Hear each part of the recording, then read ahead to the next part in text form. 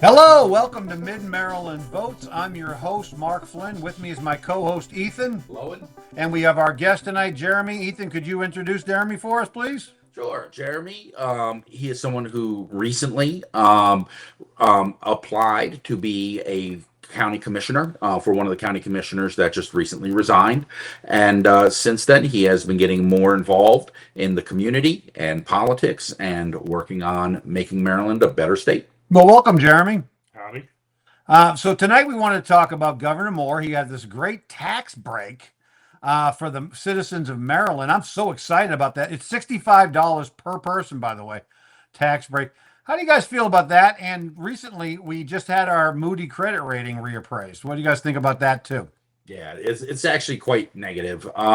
So essentially, what the governor is saying is that for the bottom 96% of income earners, there was an income tax reduction of an average of it's going to be $62 per taxpayer. 62, not 65. See, you got me. You took $3 from me right there. Right, but of course, it's also the devil's in the details. It's in the things that aren't said, and so obviously, what isn't being mentioned there is that all of the tax increases, all of the fee, sales tax increases, property tax increases, that far exceed that $65 by many, many multiples. Yeah, the first thing that pops to my mind is how much our vehicle registration's gone up in the last couple of years.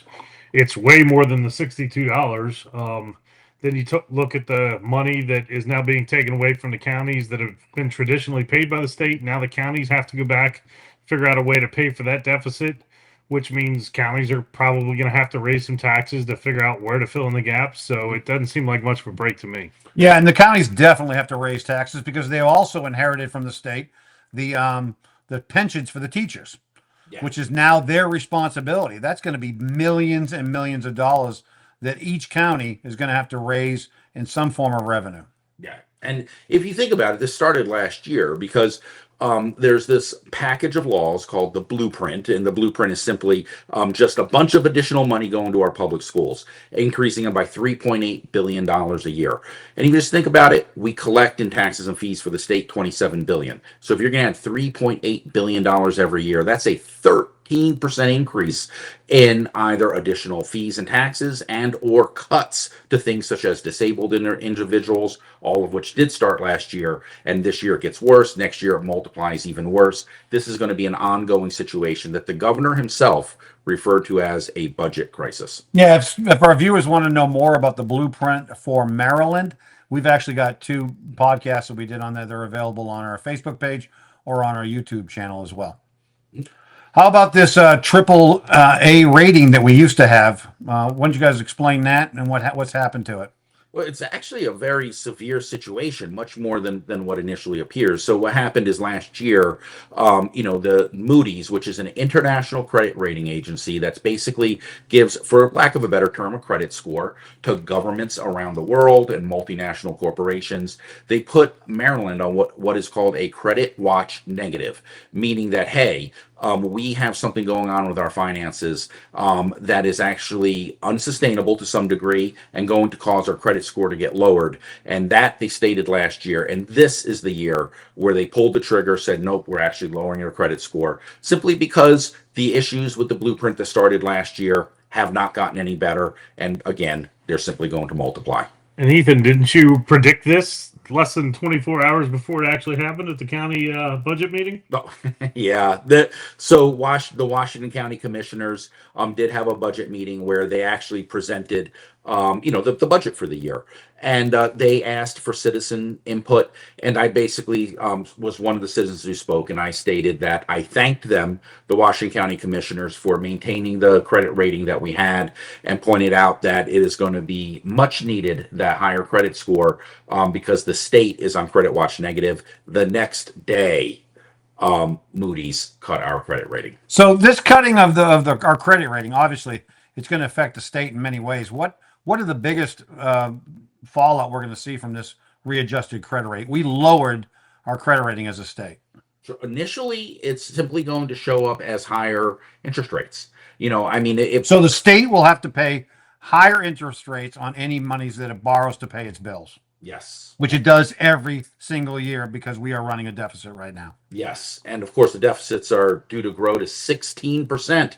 That's what the governor's own projections are, and 16% is totally unsustainable. Actually, if any CEO of a corporation presented a 16% budget deficit, the board would have fired the CEO immediately. It's that ridiculous of a number, but that is why the governor referred to it as a budget crisis.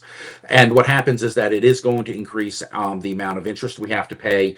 And the other thing, on top of the fact that it makes, the interest gets paid through higher taxes. So it's just on top of the additional $3.8 billion and everything else going up. Now our taxes are going to have to go up even more to cover the higher interest payments. But also, what it implies is that when you have a lower credit score for a government, the business climate, the ability of potential employers to come in, give jobs, increase wages, increase the quality of living becomes less and less likely because it means it's more difficult for businesses to do that. And Well- that's why so many businesses are leaving right now because they can't afford to do business in Maryland anymore. So Yeah. they're taking off to adjacent states.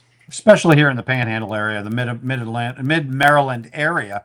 We have 3 different states within shouting distance: West Virginia, Virginia, and Pennsylvania. It would behoove any business to move over there if they're going to be paying these exorbitant taxes to the Maryland system. By the way, even with all of the fee increases, even with all the tax increases, we still are operating right now at a $1.8 billion deficit. There is a rumor that as a result of what you just said, that deficit that's going to continue, that something very unusual is going to happen, that the governor is going to call an emergency legislative session later on this year to deal with the fact that despite all of the record tax and fee increases that occurred literally just a month ago, it's going to have to call another session to increase taxes, fees, and do budget cuts a second time in 1 year, something that is completely unprecedented. So now people in Maryland could have the right to ask a question, and the question is, where did this deficit come from, and did it proceed Governor Wes Moore? Right. And of course, the answer is that we actually were in a very strong financial situation. Now our financial situation was a little bit stronger for sure. Because there was a lot of COVID aid that came from the federal government to all of the states. But even before the COVID aid, the previous governor, Larry Hogan, had actually taken us from what was quite a severe budget deficit at the beginning of his governorship and had turned it into quite a significant surplus.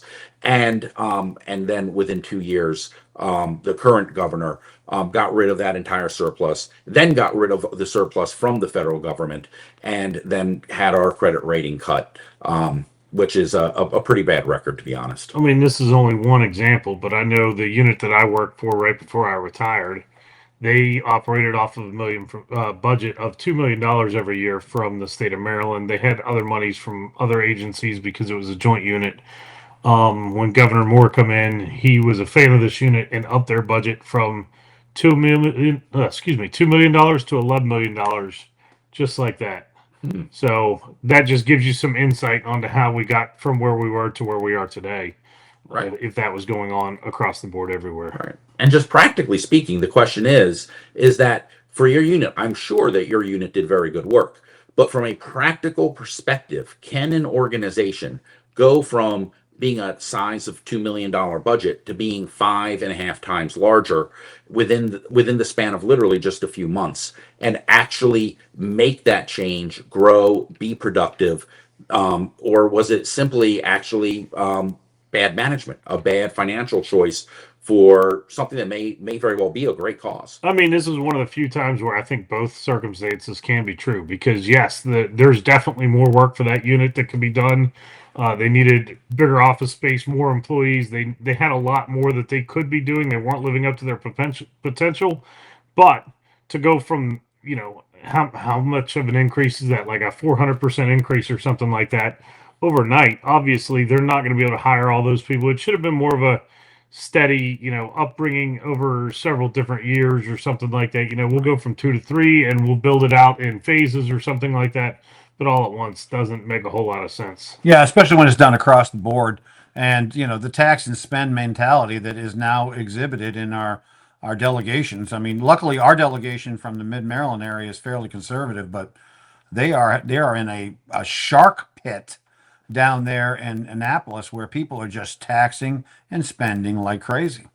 And it actually goes to show, I think, in many ways, the wisdom of our founding fathers, George Washington and Thomas Jefferson and all of our founding fathers, when they based so much of the Constitution, the Declaration of Independence, upon the idea that there has to be a separation of powers, that if one group, no matter how well intentioned, but if one group gets too much power, inevitably it leads to unwise decisions. And so in our state, where we have less than 20, where we have over 80% of all of the delegates and state senators from one political party, it is not serving us well. Even if you agree with the ideas and the policies of that particular political party, the fact that there is so much power in just one entity seems to be showing the wisdom of our founding fathers from almost 250 years ago coming true once again.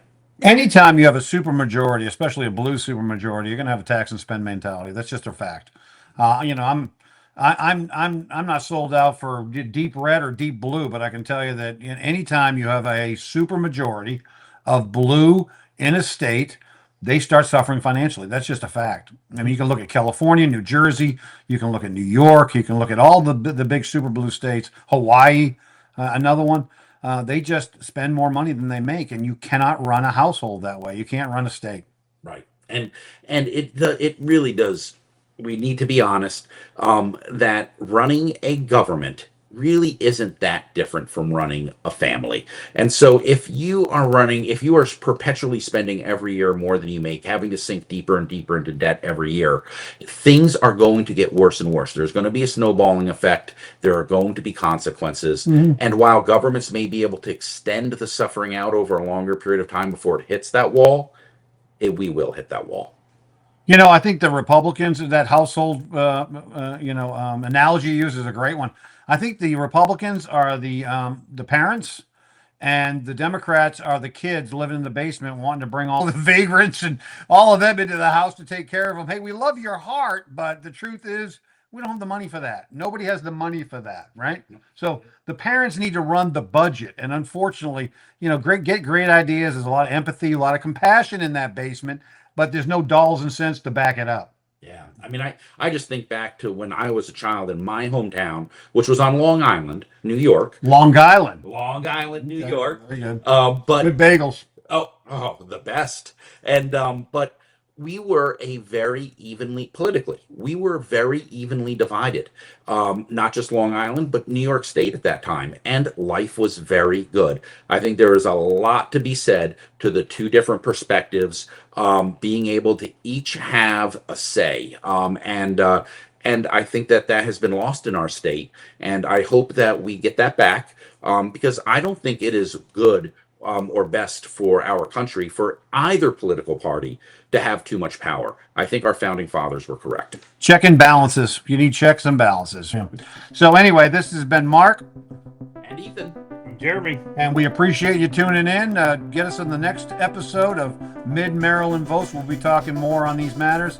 We appreciate your attention. Have a great night.